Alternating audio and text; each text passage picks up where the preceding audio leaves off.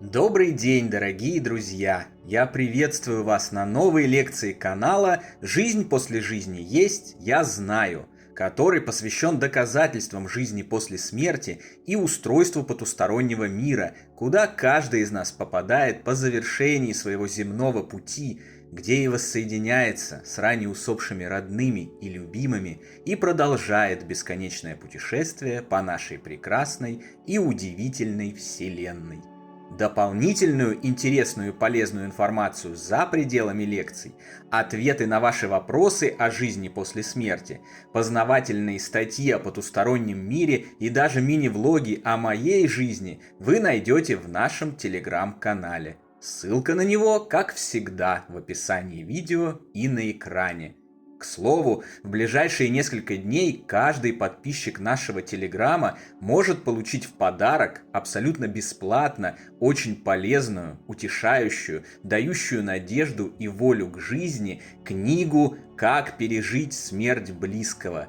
Пошаговая инструкция к новой жизни». Все, что для этого нужно, подписаться на телеграм-канал и скачать книгу из сегодняшнего поста от 16 сентября 2024 года. Все. Но поторопитесь, через несколько дней волшебство закончится и пост превратится в тыкву. Так что не мешкайте, подпишитесь и заберите свой подарок прямо сейчас. Ну а мы тем временем приступим к теме сегодняшней лекции. Сегодня я отвечу на несколько самых часто задаваемых зрителями вопросов. Является ли кремация тела грехом? Как она влияет на жизнь души после смерти тела? И как не попасть в ад, если тебя кремируют? Начнем с того, что вам следует раз и навсегда забыть такое понятие, как грех, в применении его сразу ко всем людям под одну гребенку. Грешно или не грешно – это субъективная оценка чужих поступков со стороны тех или иных живущих людей в зависимости от их мировоззренческих установок, целей, уровня развития и так далее. Никто не может со стороны утверждать, что вы делаете что-то правильное или неправильное, доброе или злое, грешное или святое, потому что каждый человек является центром своей истории, центром своего пути, жизненного урока и испытания. И только он может дать такую оценку со своей точки обзора, с которой, как известно, всегда виднее. Из предыдущих лекций и публикаций уже упомянутого телеграм-канала вы уже знаете, что восприятие и смысл чего-либо строится, исходя из состояния вашего внутреннего мира и его соответствия внешней реальности. Это базовый закон Вселенной. Внутреннее всегда соответствует внешнему и определяет окружающую реальность. Поэтому чужое мнение касательно чего-либо, утверждение чего-либо грешным или безгрешным для вас так или иначе всегда будет оставаться некорректным, потому что его будет давать человек с другими настройками сознания, с другими ценностями и его личными соответствиями к вашим, не имеющим никакого отношения. Например, возьмем такую ситуацию. Пожарный выносит из горящего здания человека, а этот человек является серийным маньяком и затем убивает чьего-то сына. Выходит, пожарный совершил грех, спас маньяка и дал ему убить человека? Конечно же нет.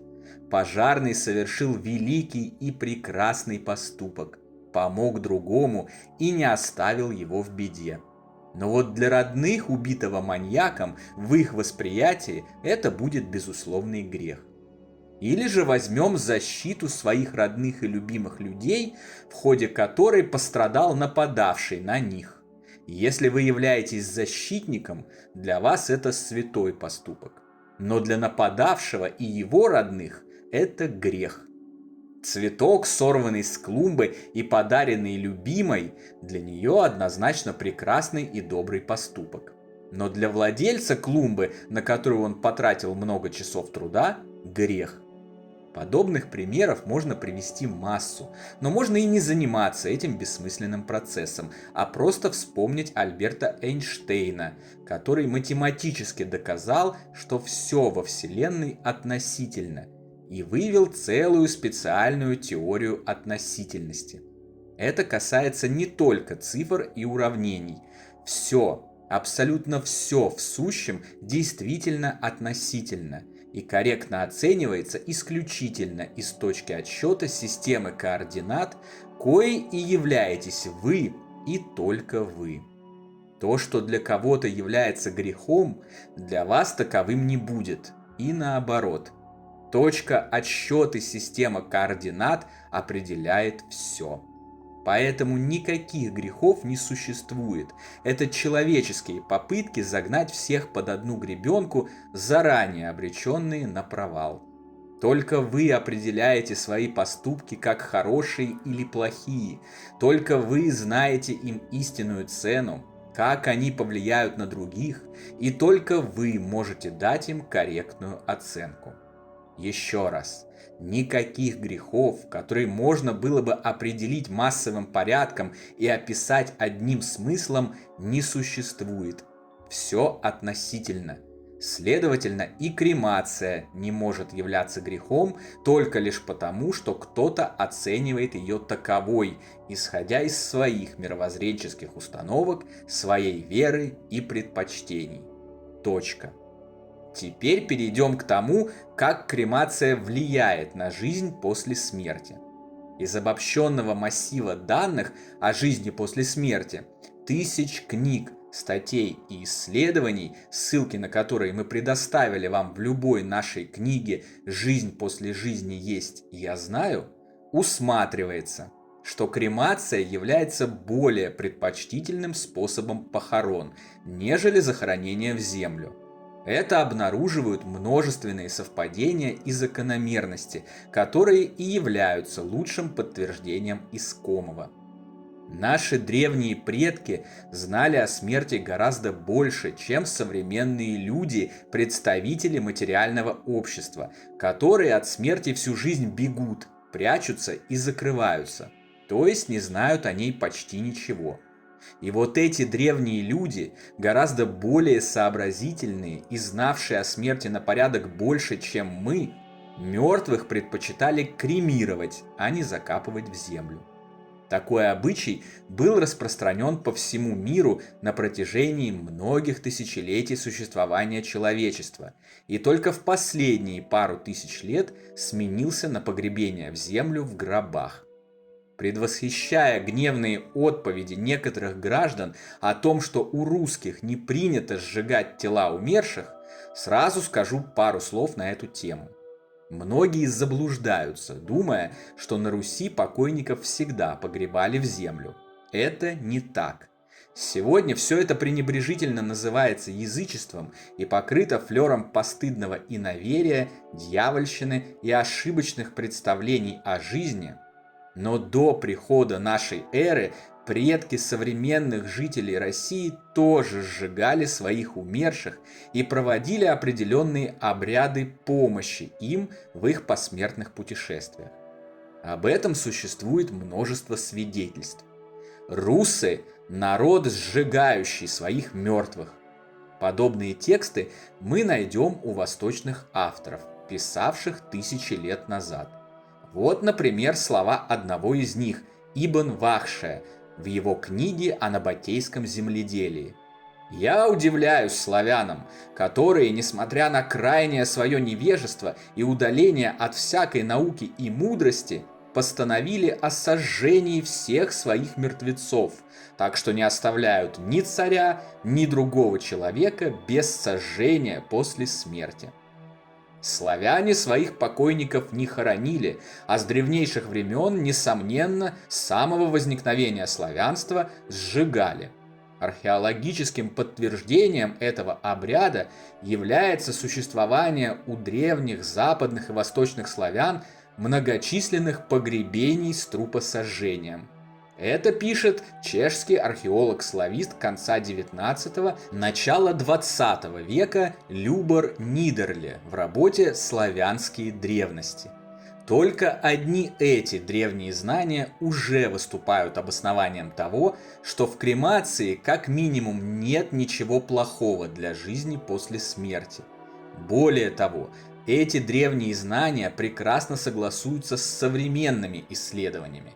А современные исследования, в свою очередь, согласуются со знаниями древних и также указывают на то, что кремация, вероятно, предпочтительнее погребения. Ранее в других видео я уже рассказывал вам об открытиях доктора Константина Короткова, обнаружившего и зафиксировавшего при помощи приборов, что энергоинформационная структура человека, его душа, покидает тело не сразу, а в течение некоторого времени. Иногда, в зависимости от вида смерти, это время может сильно растягиваться, привязывая таким образом душу умершего к его телу. Кремация в этом случае способна помочь быстрее отвязаться от тела и покинуть ближайшие к Земле не всегда благополучные духовные сферы. Из обобщенных сведений коммуникации с усопшими, научных исследований и изысканий в области потустороннего нам известно, что определенное количество умерших после перехода границы земной жизни оказываются привязаны к Земле и своему бывшему телу.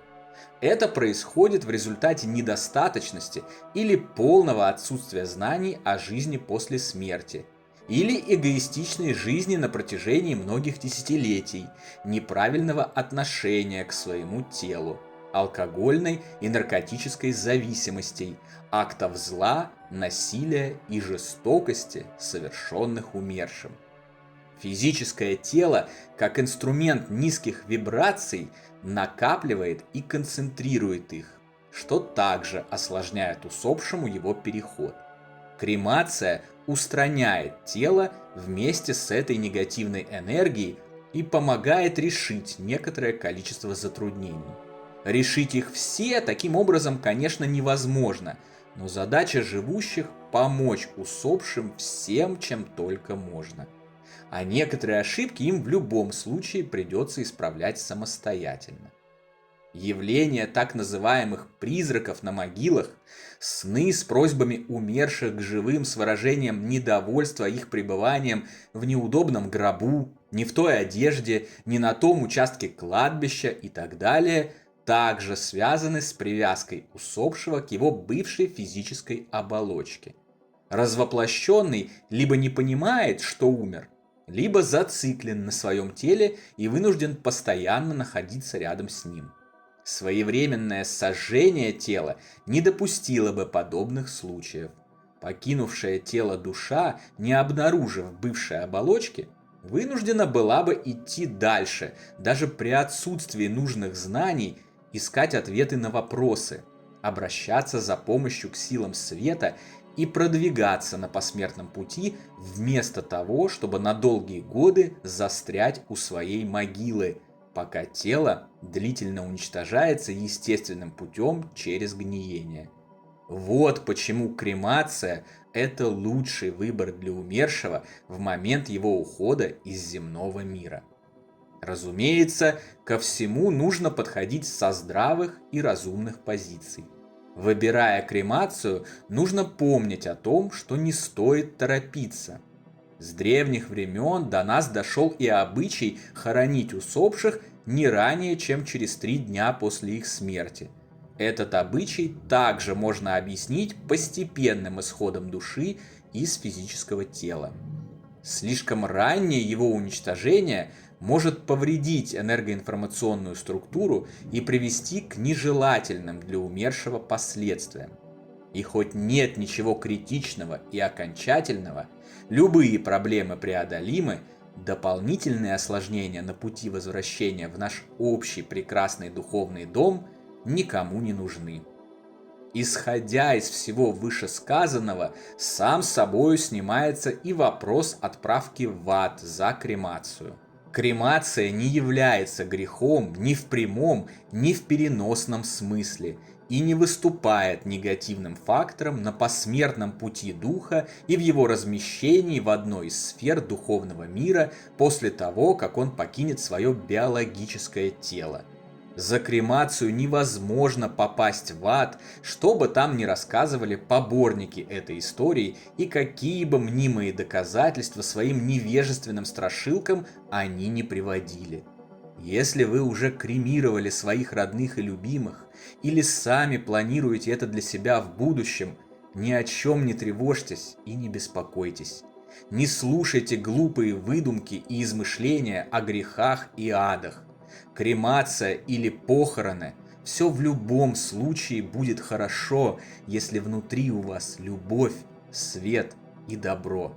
Вот на этом и сосредотачивайте свою жизнь, и обязательно будете счастливы, несмотря ни на что. На сегодня это все, дорогие друзья. Не забудьте про наш Телеграм, в котором интересные публикации продолжаются постоянно, круглосуточно, без обеда и выходных, и подарок, который ждет вас там. Встречаемся на новой лекции здесь же, на нашем канале. А пока всего вам самого лучшего, волшебного и замечательного.